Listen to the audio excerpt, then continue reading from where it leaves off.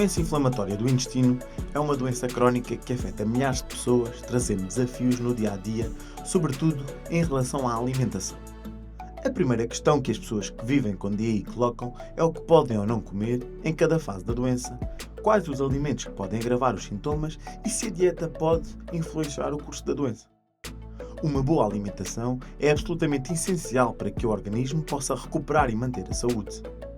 E perante isto, como decidir o que comer? A DI não tem cura, por isso se diz que é uma doença crónica. Mas será que os alimentos que comemos têm impacto na nossa saúde e na nossa doença? Dizem os profissionais de saúde que uma dieta equilibrada e saudável pode dar-nos melhor qualidade de vida. Será que quem tem DI também pode e deve fazer uma dieta saudável e equilibrada? E devemos comer os mesmos alimentos quando estamos em remissão e quando a doença está ativa? São muitas perguntas a precisarem das respostas de quem sabe. Neste caso da nutricionista Carla Guimarães, neste Dar a Volta à DI da APDI, que já vai na sua 10ª temporada. Doutora Carla Guimarães, muito obrigada por estar no Dar a Volta à DI da APDI, mais uma vez. Obrigada por ter vindo. Hoje vamos falar também de dietas e da importância das dietas e do impacto da dieta na doença inflamatória do intestino. E a primeira pergunta tem a ver com o sabermos de que forma a alimentação pode ou não influenciar os sintomas e a própria evolução da doença inflamatória. Muito bem, é um gosto estar aqui mais uma Obrigada. vez, Marina, consigo. De facto, a alimentação tem impacto nos sintomas da doença inflamatória intestinal e, de facto, nós usamos muitas vezes essa ferramenta, a dieta, para controlar a sintomatologia.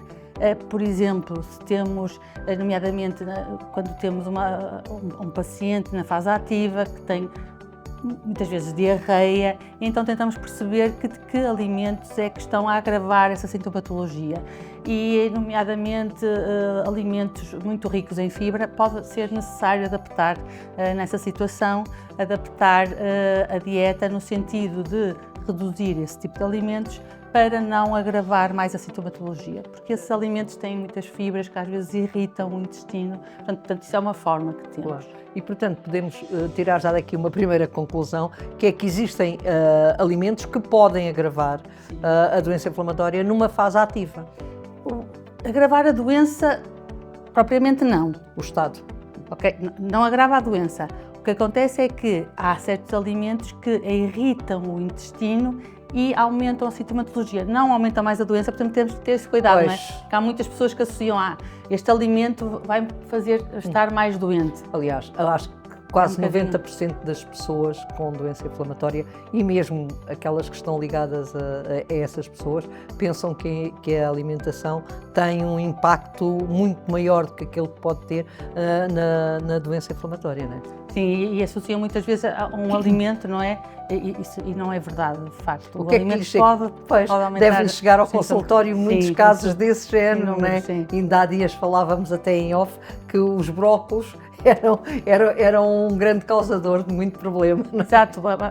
Há uma pessoa que relata que é o brócolo, porque no momento que teve a crise coincidiu com estar a ingerir o brócolo, por exemplo, não é? Portanto, nunca mais vai ingerir esse alimento e, portanto, temos que ter cautela, muita cautela, não é? Estamos a falar para um público vasto. Claro. De facto, associar alimento à doença, não. Portanto, determinados alimentos para determinadas pessoas, as pessoas também são diferentes, têm intolerâncias diferentes e, portanto, há certos alimentos que elas toleram menos e, portanto, é da nossa responsabilidade ver com o doente, de facto, que alimentos não tolera e tentar ou retirá-los e ter sempre o cuidado de substituir por alimentos nutricionalmente equivalentes. Também, se estivermos a falar, por exemplo, de alimentos que sejam ricos em fibra, que sabemos que são benéficos. Naquela altura podem tolerar, mas depois temos que reintroduzir logo que possível. Para ver o que é que dá. Já que falámos na fase de remissão, há alimentos que podem ajudar a manter o equilíbrio intestinal? Volto a dizer alimento, portanto, eu gosto de falar de padrão alimentar, não é? E conhecemos cada vez mais, nesse sentido, um padrão alimentar do género dieta mediterrânica, sabemos que tem um conjunto de alimentos que têm uma ação mais anti-inflamatória. Portanto, os hortícolas, as frutas, os tais que têm fibras, não é? Os cereais integrais, as leguminosas, devemos ter uma alimentação rica com esses alimentos e que tenha menos alimentos processados, menos gorduras saturadas, menos açúcares, menos refrigerantes. Portanto, uma dieta mais mediterrânica e menos ocidentalizada, não é? Com menos fast food. Menos fast food, era isso que eu ia dizer. Também se fala muito da intolerância a certos alimentos. Isto hoje é para pormos tudo em dia e sabermos de facto quais os caminhos a percorrer. E falam muito da lactose, do glúten. O que é que se passa relativamente a uma pessoa com DI e ao consumo destes alimentos? Muito bem. Existe, de facto, muita desinformação nesse sentido, digamos nós, e é sempre bom falar sobre estes assuntos. Relativamente ao glúten, não há qualquer indicação que devemos retirar o glúten a todas as pessoas com doença inflamatória intestinal. Mais uma vez, temos que avaliar a pessoa, se ela tiver de facto sintomas associados a alguma intolerância ao glúten ou até doença celíaca, encaminhar para um médico, não é? Para ela avaliar e diagnosticar e portanto, cada pessoa terá uma resposta diferente e, se for preciso, então retiramos o glúten, mas só em caso de necessidade. E, portanto, de facto, não há recomendação nenhuma para se retirar o glúten para todas as pessoas que têm DI. Relativamente à lactose, não é? Onde é que aparece a lactose? No leite, não é? Em alguns laticínios. E o que é que acontece nas pessoas que têm doença inflamatória intestinal?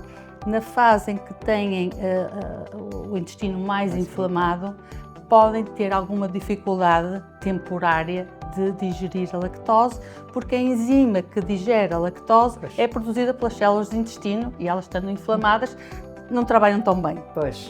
Portanto, temporariamente pode-se desenvolver alguma intolerância à lactose e, mais uma vez, terá que ser avaliada. Ver se de facto é uma intolerância e temos soluções.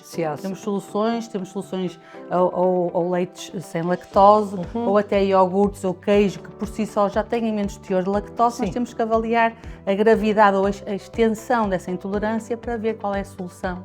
Mas nunca tirar logo a toda a gente. E, portanto... Relativamente à lactose, doutora Carla, aquelas bebidas que se diz que substituem de soja, de aveia e tudo isso, substituem mesmo ou deixam alguma coisa a desejar? Do ponto de vista nutricional, não são iguais ao leite.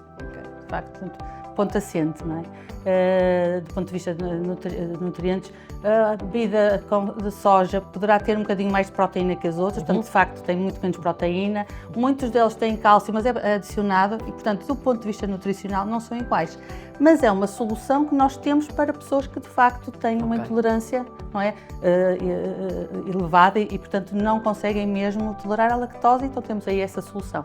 Portanto, nesse caso, sim, pode ser uma solução. Saída, pode ser uma saída para resolver um problema. Existe eu não sei dizer o nome, vou-me socorrer aqui do papel. Existe uma dieta chamada pobre em FODMAPs, ou a dieta anti-inflamatória, que está muito em voga agora. É recomendada para pessoas com doença inflamatória? E o que é que é? Do ponto de vista geral, posso dizer que não existe nenhuma dieta que sirva para toda a gente. Bem, portanto, essas dietas, existem várias dietas que têm vindo a ser investigadas, existe imensa investigação hoje em dia, cada vez mais. As duas que nomeou são duas delas, não é? A dieta pobre em FODMAPs. O que é que são os FODMAPs? São hidratos de carbono, que algumas pessoas os digerem mal e depois são fermentados no nosso intestino e, resultando dessa fermentação, há alguma dilatação abdominal, intolerância, cólicas e, portanto, algumas pessoas têm sintomatologia quando ingerem alimentos com essas substâncias. E, portanto, mais uma vez, é uma solução. Há muitos estudos que mostram que, de facto, essa dieta pode ser uma solução para minimizar a sintomatologia nesses casos específicos em que o profissional de saúde identifica que a pessoa tem a necessidade de retirar esses alimentos, está bem? Não é para toda a gente, é para aquelas pessoas que cumprem estes critérios. E a anti-inflamatória é a mesma coisa? O que é o racional da dieta anti-inflamatória? É, de facto, como eu já disse um bocadinho atrás, ter uma dieta que é pobre em alimentos mais pró-inflamatórios e rica mais em alimentos que nós sabemos que são mais anti-inflamatórios. Como os ômega 3, por exemplo, os peixes gordos, os alimentos ricos em fibra, voltamos às hortícolas, aos legumes, as frutas, as leguminosas, os cereais integrais, não é? Portanto, é potenciar esses alimentos e evitar de todo os ultraprocessados, alimentos ultraprocessados, os refrigerantes, alimentos com muito açúcar, que esses sim serão mais pró-inflamatórios. Que é esse o racional. Agora, este nome e aplicarmos a mesma dieta para todos, temos que, de facto... Aquilo que me está a dizer, então, é que a alimentação deve ser personalizada para cada doente, não é? Quer dizer, como é que vocês fazem esse mapa? Não sei se é um mapa. Exatamente. Desde logo, podemos começar pelo seguinte: está em remissão ou está com a doença ativa? Okay? Portanto, temos abordagens diferentes, não é? Se temos a doença ativa, podemos, e depende da fase, da agudização, se está no hospital, portanto temos outra abordagem. Mas falando de uma dieta convencional, uma alimentação, podemos ter que, de facto, restringir alguns alimentos que, de facto, as pessoas não tolerem. Sim. Se está em remissão, temos outra abordagem. Claro. E depois temos que ver o próprio indivíduo, as suas necessidades. Se é a sua altura, se é uma criança, se é uma pessoa mais velha, tem necessidades energéticas diferentes, se tem cronocolite, não é? As pessoas têm Crohn, nós suspeitamos logo de poder haver alguma má absorção no intestino, porque a doença de Crohn muitas vezes portanto, situa-se no intestino delgado, que é onde se absorve os nutrientes. Portanto, temos que ter essa preocupação. Depois os sintomas, não é? Se a pessoa tem sintomas, temos que adequar a dieta de forma a controlar estes sintomas. E depois, um dos grandes desafios que nós temos em consulta é a lista de alimentos que as pessoas toleram ou dizem que toleram ou que não toleram. Okay? Muitas vezes não querem também introduzir determinados alimentos por receio de vir a ter nova crise e sem fundamento. Portanto, isto é tudo, esta parte é um desafio grande. Confesso que nas nossas consultas, sim, há muitas pessoas que vêm já há muitos anos, não é? E há muitos anos, com uma dieta muito restrita, nomeadamente sem frutas, sem hortícolas, porque, e bem, à altura da crise, falaram sobre aquilo, o médico se cá falou e bem, na altura vamos ter que restringir algumas coisas, e depois não há acompanhamento a seguir, porque também há muitos poucos nutricionistas, não é? Portanto, o acompanhamento a seguir, portanto, as pessoas devem ser acompanhadas para, ok, neste momento já está pronto a reintroduzir, porque estamos a perder alimentos valiosíssimos do ponto de vista nutricional. Doutora Carla, aquela ideia de que a dieta pode ter impacto na doença inflamatória do intestino, nem sempre foi muito bem aceito pelos profissionais de saúde, que diziam que não tinha impacto nenhum, etc. Hoje começa-se, pelo menos, a deixar a porta aberta. Como é que tem evoluído este processo? Nos últimos anos tem surgido imensa literatura, aliás, nas próprias recomendações das sociedades científicas já aparece a dieta, nomeadamente a última recomendação da Associação Americana de Gastroenterologia, que de facto, e diz, o resumo, só para ficar, o resumo é que todas as pessoas que têm doença inflamatória intestinal devem seguir uma dieta saudável, por exemplo, uma dieta mediterrânica, caso não haja contraindicações. E as contraindicações depois têm que ser vistas pelo médico ou pelo médico assistente, não é? Ver em que fase está. E, portanto, e também já há muita investigação mostrando que há algumas dietas, basicamente adaptadas depois a cada indivíduo, podem ajudar também exatamente no controle da sintomatologia, isso já há muita evidência, e até ajudar no próprio tratamento. Claro que não substituindo os medicamentos, não é? Mas em conjunto, e há muita investigação, e nomeadamente a questão que se fala muito é na microbiota, não é?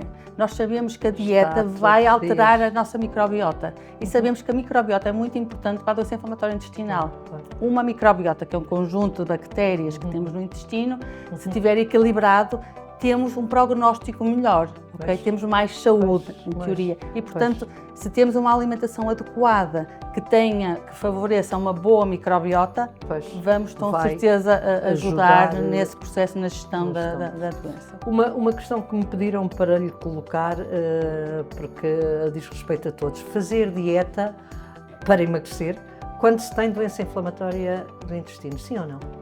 Se a pessoa cumprir os critérios e tiver excesso de peso, de facto sim, é adequado e é adequado porque a obesidade é um fator de risco, pode comprometer e Pois. pode complicar a doença inflamatória intestinal. E, portanto, ter uma pessoa com o peso adequado é ideal e, portanto, se for preciso, lá está, que seja feita um Portanto, aconselhamento para... O ideal é que a pessoa tenha o peso Ideal, adequado. Se é. tiver baixo peso, devemos fazer uma intervenção para que aumentar e o contrário também. Ainda uma outra questão, antes de finalizarmos, o uso de suplementos sem prescrição. Fala-se muito da necessidade de suplementação para quem tem doença inflamatória do intestino. Quando é que se devem tomar esses suplementos? Quando são necessários a Maria já se está a rir, de facto, e determinado por um profissional de saúde, não é? Claro. Nós sabemos que, e um bocadinho também aqui voltando do impacto da própria doença no estado nutricional, sabemos que alguns doentes, nomeadamente quem tem doença de Crohn, tem maior risco de vir a ter déficits nutricionais, Claro. nomeadamente vitamina D, o ferro, a vitamina B12, entre outros. E sim, e portanto, a nota é, nós como profissionais de saúde temos que saber que esses doentes estão em risco e, portanto, a monitorização é uma das recomendações, das guidelines que nós temos para monitorizar os doentes que têm essa doença. Alguns estão em mais risco que outros, portanto, para ver se há déficits. Se houver déficits e se não conseguirmos, de facto, com a alimentação convencional, resolver, então temos a suplementação, pode ser uma solução. Para finalizar, conselho lá para casa para quem vive com doença inflamatória do intestino e quer melhorar a qualidade da sua vida através também da alimentação. Muito bem, 2 conselhos rápidos. Há muita informação, há muitas dietas aqui a ser veiculadas. Não sigam nenhuma dessas dietas sem aconselhamento de um profissional de saúde. Claro. Muitas delas são muito restritas, portanto estão a tirar nutrientes que são essenciais e em vez de estar a ajudar, está a piorar.